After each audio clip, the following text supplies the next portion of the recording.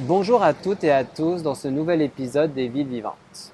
Aujourd'hui, nous allons nous intéresser plus particulièrement à la faune urbaine avec une lunette un peu plus nocturne. On est dans la semaine des chauves-souris et c'est aussi l'Halloween. Donc c'est pour ça qu'on a voulu amener cette dimension-là au niveau de la faune nocturne. Il faut savoir que lorsqu'on parle de villes vivantes, on parle nécessairement du vivant, de la reconnexion avec le vivant et donc de la nature urbaine. Dans cette nature urbaine, nous avons la biodiversité quotidienne qu'on peut observer, l'écureuil par exemple, des oiseaux, mais aussi toute la faune nocturne comme les chauves-souris ou d'autres oiseaux nocturnes.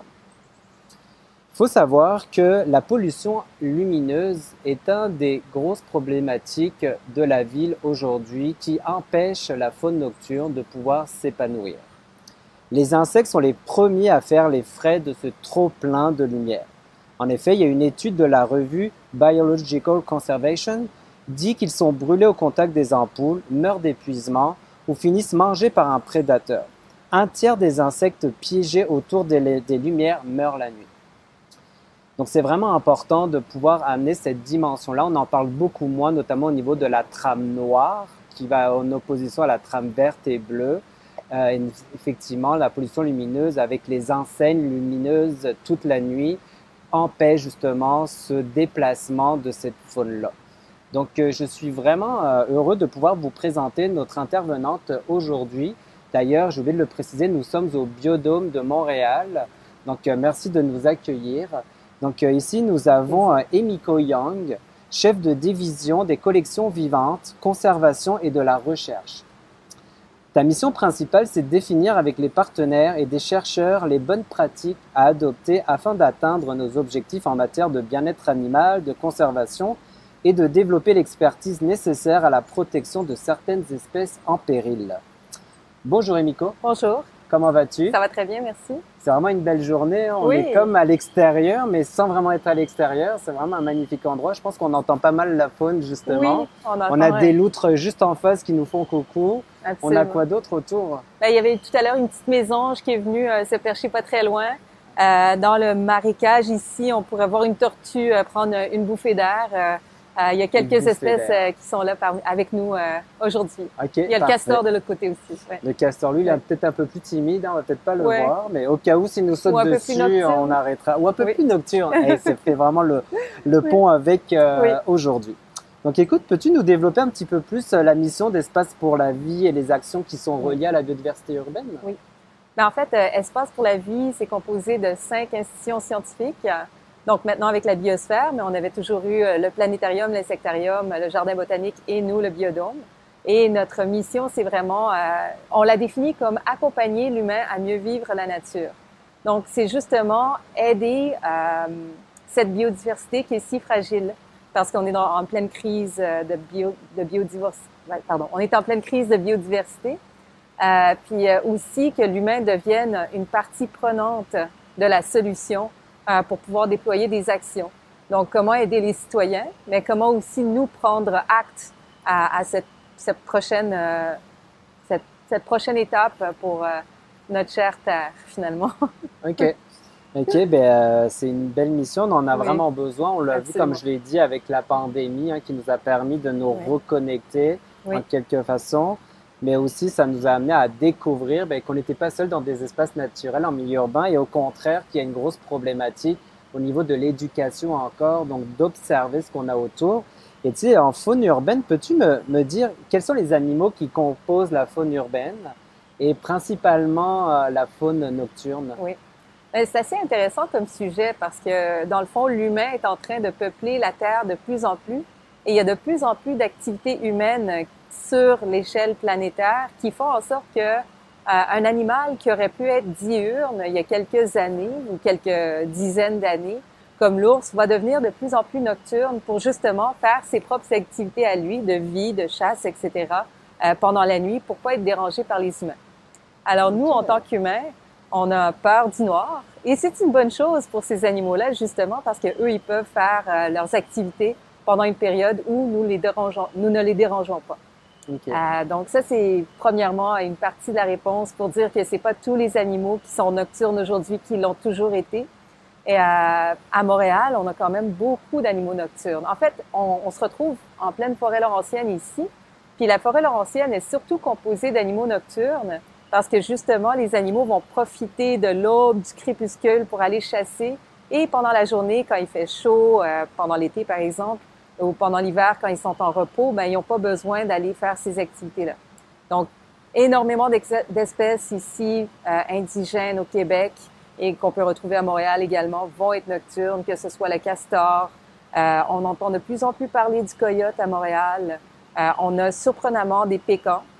On a des chauves-souris à Montréal aussi, la grande chauve-souris brune et la petite chauve-souris brune qui sont présentes sur le Mont-Royal. Fait qu'on a une panoplie. Et il faut surtout pas oublier les ratons laveurs, qui sont très nombreux à Montréal. Ils essaient tant bien que mal de se faire chacun leur niche. Et comme c'est des espèces qui sont plutôt omnivores, donc très opportunistes, ils ont des bons mécanismes de compensation pour s'adapter à la ville. OK. Mais tu dis à Montréal, mais je pense que c'est pas mal dans le Québec méridional. Oui, j'imagine à absolument. Québec, c'est pas mal ça aussi qu'on va retrouver comme espèce. Oui, Au absolument. niveau des chauves-souris aussi. Mhm. Justement, tu sais, on parle de la chauve-souris souvent lorsqu'on parle de la vie nocturne. Oui. Ça va très bien avec l'Halloween, les vampires, etc. Oui. Mais si je me trompe pas, au Québec, c'est plus des insectivores. Oui, tout à C'est fait. ça? Vous avez tout à fait raison. En fait, c'est toutes les espèces qu'on peut retrouver au Québec, c'est toutes des chauves-souris qui vont manger des insectes. Et c'est pour ça qu'elles vont chasser la nuit quand les insectes volaient. Elles vont y aller à l'affût et tout ça, à l'affût, en vol, pour aller chercher leur proie. C'est pour ça que ça peut être un problème, comme je l'ai dit, au niveau des ampoules, toute la pollution lumineuse, Absolument. où les insectes vont être brûlés, ou Oui. qu'il y a comme un tiers des insectes qui survivent pas à cause de la pollution, lumineuse, pardon. Oui. Ça amène cette conséquence-là qu'il y a moins de nourriture pour les chauves-souris. Ah, c'est certain. C'est certain. Puis il y a aussi le fait que les chauves-souris vont aussi fonctionner par écolocation, surtout les insectivores. Donc, ils vont trouver leur proie avec l'écolocation, justement, en envoyant un sonore, puis ce sonore est reflété. Fait que plus il y a d'obstacles, plus ça devient compliqué pour une chauve-souris de lire la carte qui se présente devant elle, parce qu'elle n'est pas très visuelle, quoi. Ah oui, exactement, Ouais. je comprends. Ouais. Il y a aussi quand même quelque chose d'intéressant au niveau de la chauve-souris, c'est qu'en Amérique du Nord, donc le déclin des chauves-souris pourrait entraîner des pertes agricoles estimées à plus de 3,7 milliards de dollars par an. Oui. Parce qu'elles consomment des insectes nuisibles aux récoltes.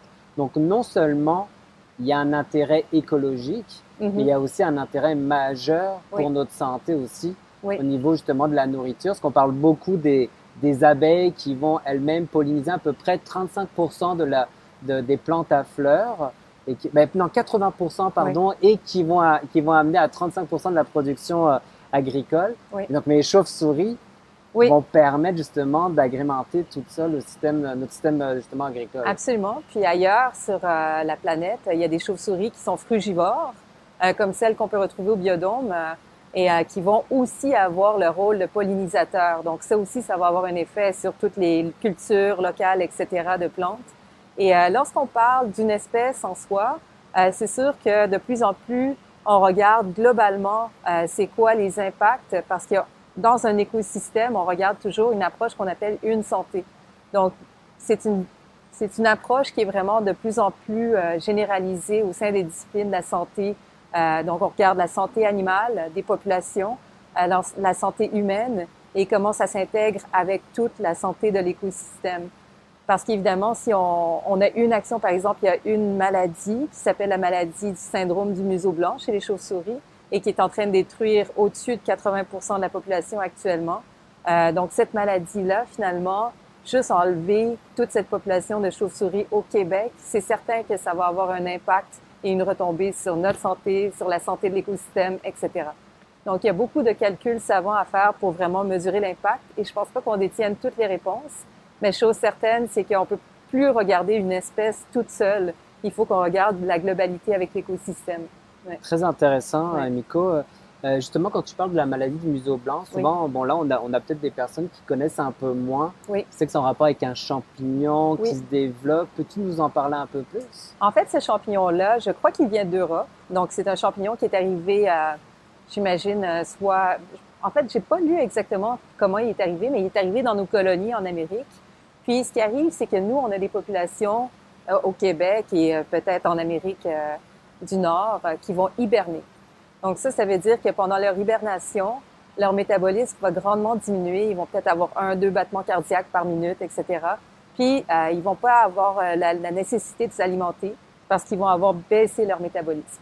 Cette maladie, le syndrome du museau blanc, ça va faire en sorte que l'animal, en pleine hibernation, va devoir combattre la maladie, donc va devoir revenir à un métabolisme normal pour pouvoir combattre la maladie. Okay. Ce qui fait en sorte que comme il n'est pas en train de se nourrir et tout ça, bien, il va presque mourir de faim parce qu'il n'y a pas toutes les réserves nécessaires pour combattre la maladie, en quelque sorte. Ouais. Donc, il n'aura même pas l'occasion de passer l'hiver finalement, non. ou à peine d'hiberner. Voilà. Bien, il commence son hibernation, puis après ça, si le champignon vient s'installer sur son museau, ben à ce moment-là, il est plus en mesure d'avoir les forces, les réserves nécessaires pour combattre. OK, ouais. OK. Et est-ce qu'il y aurait-il quelque chose qu'il faudrait faire justement pour pallier à ça? Bien, c'est certain qu'au niveau tant du gouvernement que de certaines institutions, il y a de plus en plus de protection qui tentent il y a des tentatives de protection de la population. La première étape qui a été établie par le gouvernement du Québec, c'est vraiment d'identifier on appelle ça des pouponnières. Il y a vraiment des endroits où les chauves-souris, les mamans vont aller avoir leurs petits à chaque année. Puis c'est ces endroits-là qui sont les plus importants à protéger parce que c'est ces pouponnières-là qui sont vraiment à la source de toute la population qu'on pourrait avoir au Québec. OK, ouais. OK, intéressant. Ils vont aller faire des échantillonnages pour voir si la maladie est présente et voir quelles actions ils peuvent faire pour justement protéger les chauves-souris. OK. Ouais. Et as-tu aussi donc ça, c'est ces maladies, mais au niveau de la pollution lumineuse, as-tu un chiffre ou quelque chose, une donnée scientifique qui justifie justement l'impact de toute notre pollution au niveau des lampadaires, des enseignes sur l'espèce de la chauve-souris?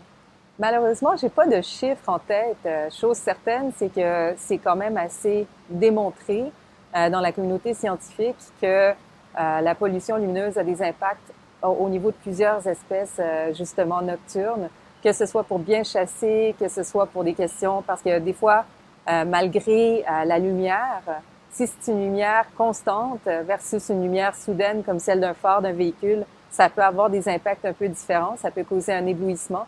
Alors, toutes ces sortes de lumières différentes-là vont peut-être pour les prédateurs empêcher de trouver leur proie. Les proies vont pouvoir voir le prédateur un peu avant. Il y a vraiment une multitude d'impacts que ça peut amener et qui ont été démontrés. J'avais lu aussi, notamment, c'est dans une des villes à New York, je crois, que justement le faucon pèlerin, lui, prenait positif cette pollution-là, ce qui pouvait mieux voir justement ses proies. C'est-tu une problématique qu'on observe ici au Québec? C'est sûr qu'on n'a pas des centaines de couples de faucons pèlerins non plus, fait que ce serait difficile de vraiment mesurer, mais je peux très bien l'imaginer vu que le faucon, c'est un animal qui est extrêmement visuel, qui a une acuité à tout casser. On n'est rien à côté de lui, mais c'est ça. Fait que je pense que je peux très bien concevoir que le faucon pèlerin peut s'épanouir en quelque sorte à New York dans ce milieu nocturne. Puis pour avoir été à New York, lorsqu'on est à Times Square, c'est presque comme s'il faisait jour. Effectivement, complètement. Ouais. As-tu on parle beaucoup de la chauve-souris, hein, c'est sa semaine, on lui fait honneur. Mais as-tu une autre faune, un autre type de faune nocturne qui est vraiment intéressant à observer et à mieux connaître ici au Québec, Montréal ou à Québec là? Oui, ben, je pense qu'il y a une espèce qui commence à prendre un peu de galon et qu'on ne s'attendait pas nécessairement à ce qu'elle revienne à Montréal et tout ça, c'est le coyote. Donc, le coyote est en train de s'urbaniser. On l'avait déjà vu sur la côte est américaine, je crois, tranquillement, mais avec les changements climatiques, le temps est plus doux. Je pense que le coyote est aussi en train de prendre sa place au Québec et je pense quand même que les prédateurs, c'est un rôle dans la chaîne alimentaire qui peut paraître ingrate, mais qui est nécessaire. Donc, ça prend des prédateurs comme les coyotes pour avoir le cycle naturel de contrôler les proies, etc., et de justement faire le contrôle de certaines populations. Et si, justement, il s'épanouit, c'est probablement parce qu'il y a beaucoup d'espèces qui sont des proies qui sont en grand nombre aussi. OK. Intéressant. Est-ce qu'on peut observer ça? Je pourrais comme marcher à Rosemont Oui, et rencontrer un coyote? absolument. C'est même devenu un enjeu de santé publique parce qu'il y a certaines personnes, justement, qui ont été déconnectées de la nature, mais qui ont oublié que ça pourrait potentiellement être dangereux. Alors, ils pensent que c'est comme un chien, puis si c'est un jeune coyote, surtout, il n'a pas encore appris à craindre l'humain, il s'approche un peu et tout ça. Fait que, il y a eu des morsures par le passé de certaines personnes. Il faut faire très attention à chaque fois qu'on travaille avec la faune urbaine. Il faut toujours garder ses distances, puis le moins de dérangement possible, parce que justement, on veut pas que l'animal tombe sur la défensive et essaye de se défendre en nous mordant ou tout ça. Ouais. Bon, je vous encourage, si vous regardez la vidéo, de regarder ça ressemble à quoi un coyote Oui. et de ne pas vous en approcher. Absolument. Surtout les enfants un peu plus curieux. Oui. C'est ça? Oui, c'est ça le message. Même pendant Halloween. Hein, on va faire Même pendant attention à Halloween. ça. Écoute, par rapport à quelque chose qui m'intéresse particulièrement, c'est les actions à entreprendre pour justement ramener la biodiversité urbaine, c'est aussi la sauvegarder, Mhm. parce qu'on vit, comme tu l'as dit tantôt, une crise de la perte de la biodiversité. Absolument. Et ce n'est pas juste à Montréal, Non. c'est vraiment au niveau mondial. Oui. Donc, tu sais, aujourd'hui, on parle beaucoup d'infrastructures vertes, de corridors écologiques, de préservation des boisés. Aurais-tu des recommandations? En plus, on est en élection municipale. Oui. Donc, si on a des candidats, tu sais, qui nous regardent, aurais-tu quelques recommandations qui seraient vraiment importantes de respecter pour préserver cette biodiversité-là et aussi la faune nocturne? C'est certain que lorsqu'on pense à une population donnée, d'une espèce X ou d'une espèce Y, la meilleure chose qu'on peut faire pour mieux la protéger, c'est de bien comprendre son mode de vie. Puis après ça, on peut prendre les actions, mais c'est rare les animaux qui vont s'épanouir dans le béton. Fait que c'est certain que le verdissement, la protection des rives, la protection des cours d'eau, la protection des habitats humides comme les marais, qui sont plutôt mal vus, point de vue aménagement paysager.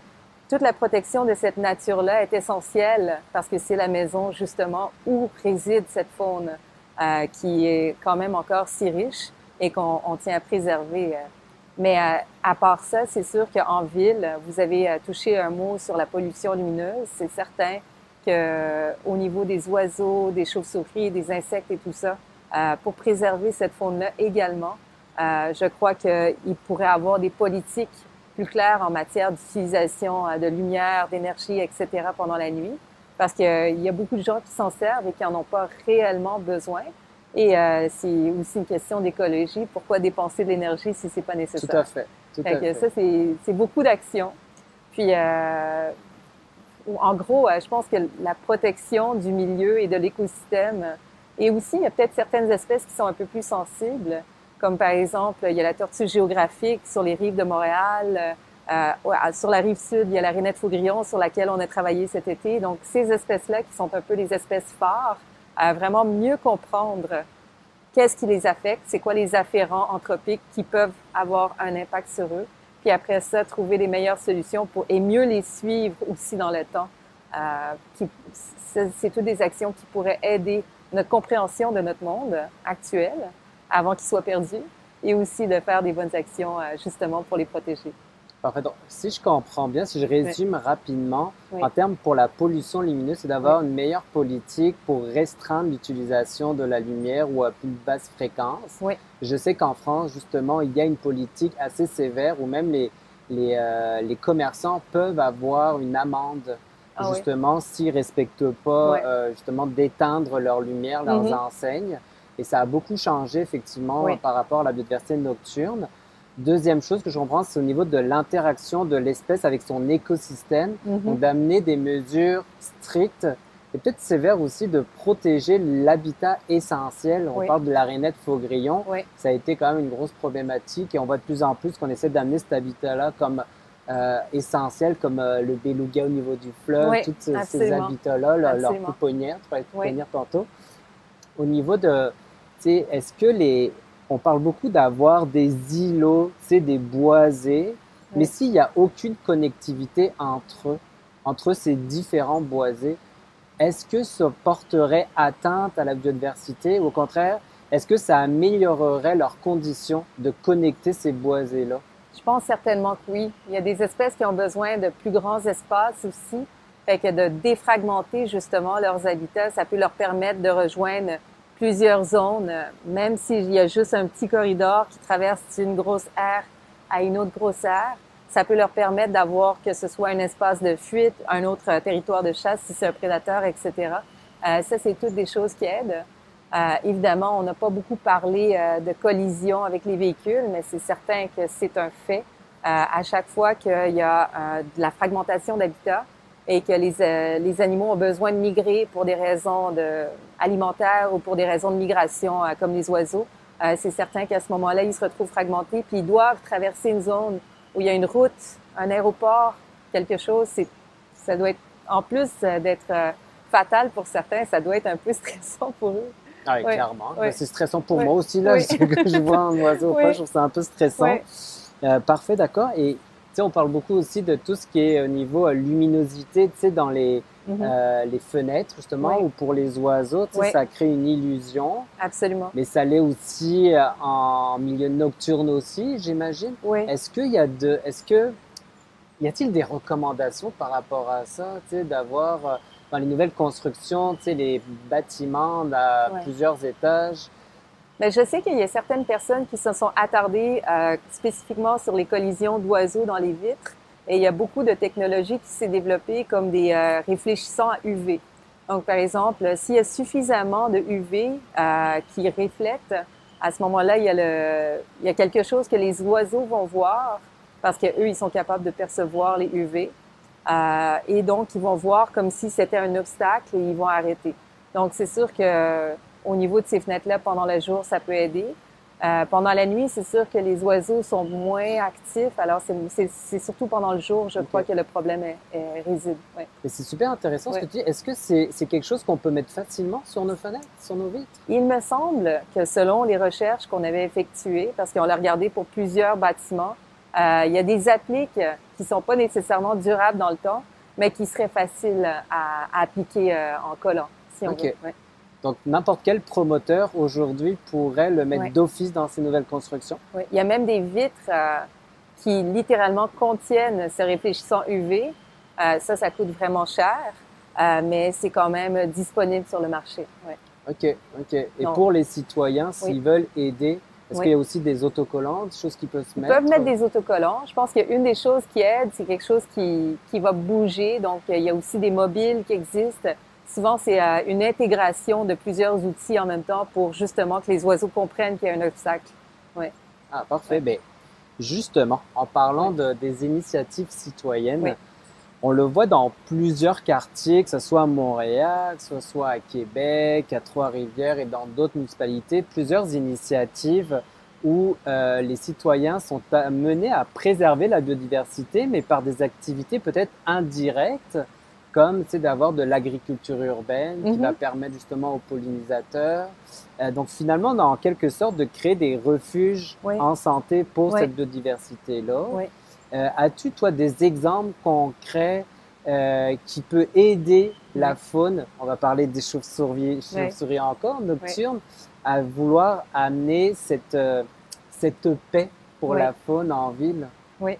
Mais en fait, il y a plusieurs initiatives qui existent. Par exemple, à Espace pour la vie, on a Mon Jardin Espace pour la vie. Il y a un des jardins, s'il est certifié Espace pour la vie, c'est le jardin biodiversité. Donc, on peut choisir le monarque, puis à ce moment-là, souvent, on va intégrer l'asclépiade parce que c'est un aliment pour le monarque. Sinon, il y a beaucoup d'autres initiatives pour les chauves-souris. On peut aussi mettre des dortoirs à chauves-souris qui sont disponibles je crois que c'est au Centre canadien de la nature, où ils ont quand même un kit de débutant pour justement partir son dortoir à chauves-souris. Puis ça vient avec beaucoup d'informations éducatives. Donc, on a plein de choses qui sont à notre portée. Oui. OK. Et tu sais, tantôt tu parlais aussi qu'il faudra avoir un suivi scientifique, tu sais, pour vous permettre de savoir qu'est-ce qui fonctionne, qu'est-ce qui fonctionne un peu moins.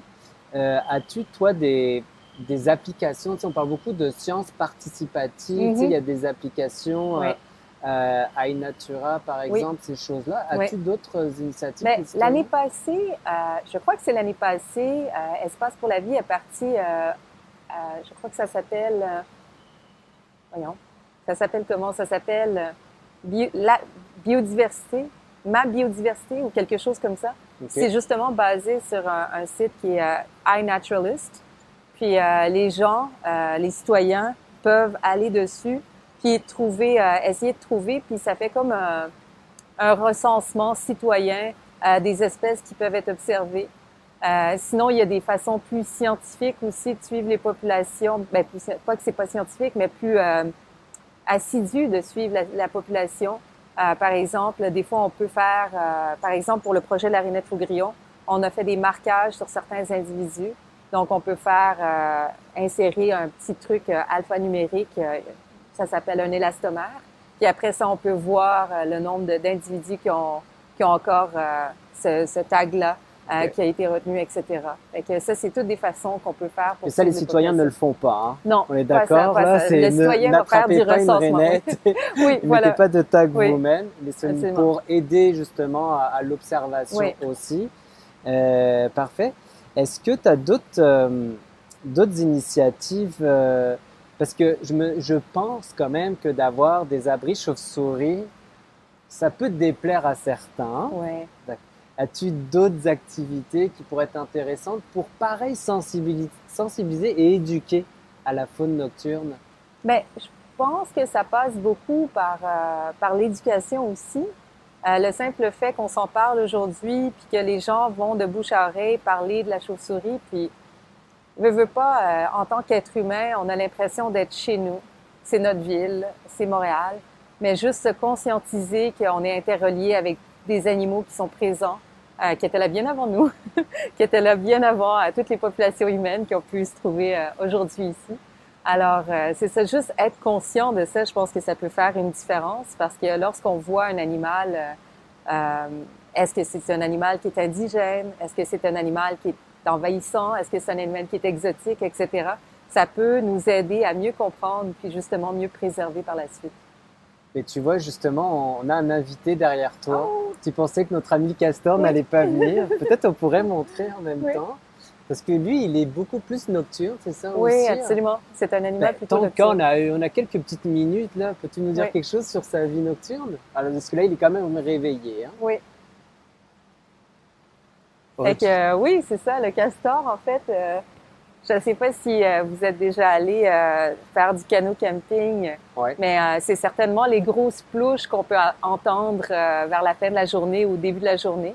Le castor, c'est pas bien compliqué sa vie, hein. Il va manger du bois, il va ramasser du bois, il va l'amener faire une hutte, faire un barrage. Bon, je dis que c'est pas compliqué, mais c'est beaucoup de travail. Clairement. Alors, c'est ça. Au final, toutes ces activités-là, ils vont avoir tendance à le faire pendant les périodes plus crépusculaires, si on veut. Et la journée, c'est pas très habituel qu'il va être très actif. Il va davantage se reposer dans sa hutte. Ok. Ouais. Donc là, il Ouais. est plus curieux peut-être d'avoir quelqu'un ou une Ouais. petite fin Ouais, de je pense que c'est une jour. petite Là. fringale. Écoute, Oui. parfait, parfait. Ben, Miko, merci beaucoup. Parce que aussi, tu sais, on parle des impacts positifs de la pandémie sur la biodiversité. Tu sais, on l'a souvent dit quand même que, ben, tu sais, on l'a vu dans beaucoup de documentaires, que sans la présence de l'humain, Absolument. ben, la faune a été très curieuse, Oui. et s'est même déplacée. Mhm. Est-ce que tu vois quelque chose qui est resté par rapport à ça ou au contraire, non, ça a été éphémère? Ben, c'est certain que on a vécu aussi, je ne sais pas si vous vous souvenez, la baleine à Bosse, ben à oui, Montréal. bien sûr, malheureusement, qui est Oui. morte. Malheureusement, elle est décédée. Mais quand on voit des animaux comme ça dans des situations absolument, on se croirait presque dans Narnia, ça nous remet tout le temps un petit peu en recul pour nous poser la question quelle place ils ont. Ouais. Fait que peut-être c'était un peu l'effet positif que ça a eu. Donc, c'est peut-être quelque chose qui nous amène dans l'éducation. Oui. Et je pense qu'il y a quand même beaucoup d'éducation quand même, ce que veut pas avec l'augmentation de la fréquentation des espaces naturels, que ce soit dans les parcs nationaux, il y a eu beaucoup plus de monde. Oui. Mais il y a aussi beaucoup plus de piétinement de la biodiversité au niveau végétal, tu sais, les animaux domestiques qui arrivent. Et donc, il y aurait quelque chose comme de toujours de passer le message à vos voisins, toujours si vous fréquentez un milieu naturel, de faire attention, de préserver cette biodiversité-là. Euh, Aussi, si tu devais aiguiller justement les auditeurs par rapport à qu'est-ce qui pourrait les faciliter pour avoir une meilleure éducation, est-ce qu'il y a des vidéos d'Espace pour la vie qui permettent justement Oui, cette sensibilisation-là? absolument. Si vous allez sur le site web d'Espace pour la vie, il y a quand même beaucoup de matériel. Il y a des blogs, il y a aussi des balados qui sont diffusés là. Puis il y a vraiment beaucoup d'informations, que ce soit. Puis on a vraiment essayé de faire quelque chose pour pouvoir cibler les différentes strates d'âge, parce qu'on sait qu'au niveau cognitif, on n'a pas la même motivation et tout ça. Fait que, bref, on a des balados pour les jeunes, on a des balados pour plus les adultes en général. Fait qu'il y a vraiment de toutes les strates. Moi, j'aime les écouter, peu importe l'âge, parce que je pense que je suis capable de fitter ça partout. Ah ouais, Oui, mais c'est ça. Mais non, il y a quand même beaucoup d'informations qui est disponible. Puis on a évidemment beaucoup de partenaires, beaucoup de collaborateurs aussi qui peuvent mettre à la portée de tout le monde, accessible, beaucoup que ce soit des vidéos YouTube et tout ça, éducatifs, pour vraiment montrer c'est quoi la faune nocturne urbaine à Montréal. Ouais. Bon, ben parfait. Merci, Miko. Donc, Ça fait plaisir. c'est ça. Vous pouvez aller regarder sur Espace pour la vie. Il y a aussi le guide sur la biodiversité urbaine que Nature Québec a réalisé aussi. Il y a une ou deux pages sur la Oui. chauve-souris. Ah Donc, oui, ça peut être intéressant aussi, Oui. un beau document. Oui. Merci beaucoup, Emiko. C'était Ça fait vraiment plaisir. intéressant. Oui. Merci à tous d'avoir écouté ce webinaire des villes vivantes-là. Donc, profitez de la petite sortie avec votre famille pour aller chercher vos friandises et d'observer peut-être une chauve-souris, peut-être pas un vampire déguisé, mais regardez, il y a de quoi qui peut se passer autour de vous sur la faune nocturne. Protégez-la, protégez la biodiversité. C'est bon pour la nature, mais c'est bon pour notre santé. Merci beaucoup. À la prochaine.